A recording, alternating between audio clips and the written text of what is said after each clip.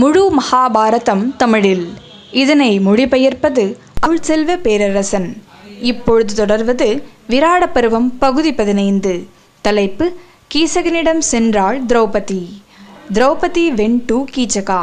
Virata Parva section 15. Mahabharata in Tamil. இது கீசகவத பருவ தொடர்ச்சி 2. இந்த பதிவின் சுருக்கம்: கீசகன் சுதேஷ்ணையிடம் பேசுவது. கீசகனிடம் இரக்கம் கொண்ட சுதேஷ்ணை அவனுக்கு ஒரு திட்டத்தை சொல்வது. அத்திட்டத்தின்படியே திரௌபதியை கீசகனிடம் சுதேஷ்ணை அனுப்பியது. இப்பொழுது விராட பருவம் பகுதி 15. கீசகனிடம் சென்றாள் திரௌபதி. இதற்குள் நுழைவோம். வைசம்பாயனர் ஜனமேஜயனிடம் சொன்னார். இப்படி அந்த இளவரசியால் திரௌபதியால் நிராகரிக்கப்பட்ட கீசகன் வெறிகொண்ட காமத்தால் தாக்குண்டு உடைமைத்தன்மை குறித்த உணர்வுகளை மறந்து சுதேஷ்ணையிடம் கூறுகிறான். கேகே, என் மகளே சுதேஷ்ணையே, உனது சைரந்திரி, அதாவது மாலினி என்ற திரௌபதி எனது கரங்களுக்குள் வருவது போல நீ செயல்படு. ஓ சுதேஷ்ணை, யானை நடை கொண்ட அந்த காரிகை, என்னை ஏற்கும் வழிகளை கடைப்பிடி. என் உயிரை உறிஞ்சிக் கொண்டிருக்கும் ஆசையால் நான் செத்துக் கொண்டிருக்கிறேன் என்றான் கீசகன். வைசம்பாயனர் ஜனமேஜயனிடம் தொடர்ந்தார். அவனது பயங்கர புலம்பல்களை கேட்ட விராடனின் புத்திசாலி மனைவியான அந்த மென்மையான பெண் சுதேஷ்ணை அவனிடம் இரக்கம் கொண்டாள். தனக்குள்ளேயே ஆலோசித்து கீசகனின் நோக்கத்தையும் கவலையோடு இருக்கும் கிருஷ்ணையையும் நினைத்து பார்த்த சுதேஷ்ணை அந்த சூதனின் மகனிடம் கீசகனிடம் கூறினாள். ஏதாவது ஒரு விழாவின் போது நீ எனக்காக பலகாரங்கள் மற்றும் மது வகைகளை கொள்வன செய். அதன் பின்னர் நான் அந்த மதுவை கொண்டு வரும் பாசாங்கில் எனது சைரந்திரியை, அதாவது மாலினி என்ற திரௌபதியை உன்னிடம் அனுப்புகிறேன். அவள் அங்கே தனிமையில் வரும்போது குறுக்கீடு ஏதும் இல்லாமல் நீ விரும்பியவாறு அவளிடம் நகைச்சுவை செய். இப்படி அமைதிப்படுத்துவதன் மூலம் அவள் தனது மனதில் உன்னை விரும்பலாம் என்றாள் சுதேஷ்ணை. வைசம்பாயனர் ஜனமேஜயனிடம் தொடர்ந்தார்.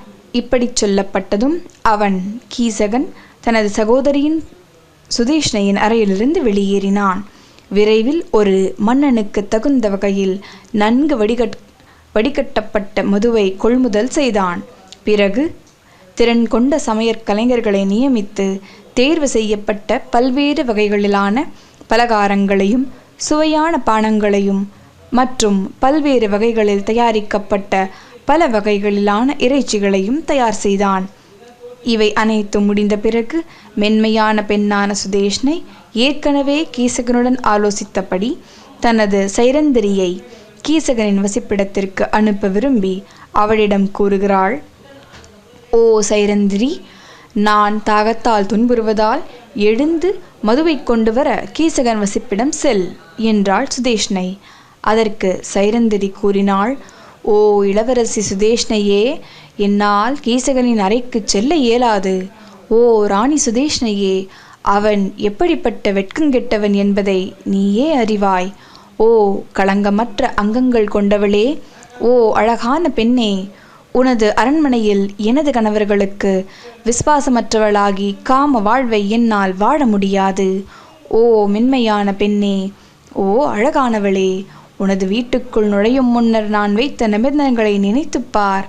ஓ வசீகரமான சுருள் முனைகளையுடைய கேசம் கொண்டவளே, காமதேவனால் தாக்கப்பட்ட மூடனான கீசகன் என்னை பார்த்தால் என்னை அவமதிப்பான். எனவே நான் அவன் இருக்கும் இடத்திற்கு செல்ல மாட்டேன். ஓ இளவரசி சுதேஷ்ணையே, உனக்குத்தான் நிறைய பணிப்பெண்கள் இருக்கிறார்களே, உனக்கு மங்களம் உண்டாகட்டும். என்னை நிச்சயம் கீசகன் அவமதிப்பான், ஆதலால் அவர்களில் ஒருத்தியை அனுப்பு என்றாள் திரௌபதி. அதற்கு சுதேஷ்ணை கூறினாள். எனது வசிப்பிடத்திலிருந்து என்னால் அனுப்பப்படுவதால் அவன் உனக்கு தீங்கிழைக்க மாட்டான் என்றாள் சுதேஷ்ணை. இப்படி சொன்ன அவள், அதாவது சுதேஷ்ணை, அவளது கையில் ஒரு மூடியுடன் கூடிய ஒரு தங்க பாத்திரத்தை கொடுத்தாள். பயம் நிறைந்து அழுது கொண்டு பாதுகாப்புக்காக தேவர்களிடம் மனதுக்குள்ளேயே வேண்டுதல் செய்த திரௌபதி மதுவை பெறுவதற்காக கீசகன் வசிப்பிடத்திற்கு கிளம்பினாள். அவள், அதாவது மாலினி என்ற திரௌபதி, எனது கணவர்களைத் தவிர வேறொரு மனிதரை நான் அறியாததால் அந்த அறத்தின் உண்மைத்தன்மையால் சத்தியத்தால் நான் கீசகனின் முன்னிலைக்குச் சென்றாலும் அவனால் என்னை வீழ்த்த முடியாது போகட்டும் என்று சொன்னாள் திரௌபதி. வைசம்பாயனர் ஜனமேஜயனிடம் தொடர்ந்தார். அந்த ஆதரவற்ற காரிகை பிறகு ஒரு நொடி சூரியனை புகழ்ந்தாள். அவள் வேண்டிக்கொண்ட அனைத்தையும் கருத்தில் கொண்ட சூரியன் காட்சிக்கு புலப்படாமல் அவளை பாதுகாக்க ஒரு இராட்சசனுக்கு கட்டளையிட்டான். அந்த நேரத்திலிருந்து அந்த இராட்சசன் அந்த பழியற்ற மங்கையை எந்த சூழ்நிலையிலும் காக்க ஆரம்பித்தான். பயந்த புறாவைப் போல தன் முன்னிலையில் இருந்து கிருஷ்ணையை, அதாவது திரௌபதியை கண்ட சூதன் கீசகன் தனது ஆசனத்திலிருந்து எழுந்து அடுத்த கரைக்கு செல்ல விரும்பும் ஒருவன் ஒரு படகை அடைந்தால் எவ்வளவு மகிழ்வானோ அவ்வளவு மகிழ்ந்தான். இத்துடன் விராட பருவம் பகுதி 15 கீசகனிடம் சென்றாள் திரௌபதி நிறைவுற்றது.